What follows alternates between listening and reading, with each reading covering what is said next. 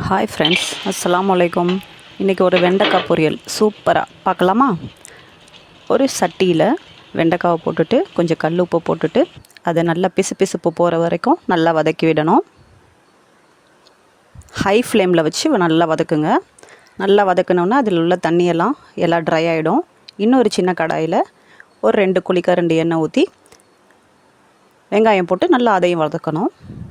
அப்புறம் ஒரே ஒரு தக்காளி, நீங்கள் வெண்டைக்காய் எவ்வளோ அளவு எடுப்பீங்களோ அதுக்கு தகுந்த மாதிரி தக்காளி, அதையும் நல்லா கொஞ்சம் குழையணும். அப்புறம் கொஞ்சம் மஞ்சத்தூள், கருவேப்பிலையும் ஆட் பண்ணிக்கோங்க. கொஞ்சம் 1 ஸ்பூன் மிளகாத்தூள் போட்டு அதையும் நல்லா மிக்ஸ் பண்ணிக்கோங்க.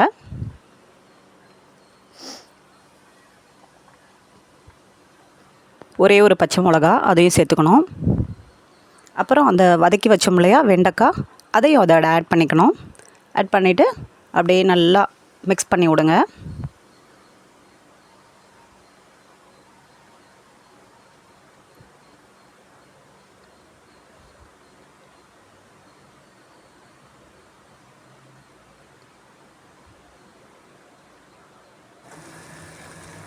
அப்படியே லேசாக கொஞ்சம் தண்ணியை தெளித்து விடுங்க வெண்டைக்காய் வேகிறதுக்காக.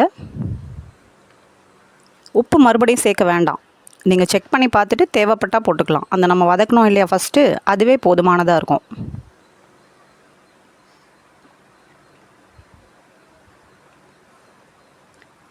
அப்படியே மூடி வச்சு கொஞ்ச நேரம் அப்படியே எடுத்து பெரட்டி விடுங்க.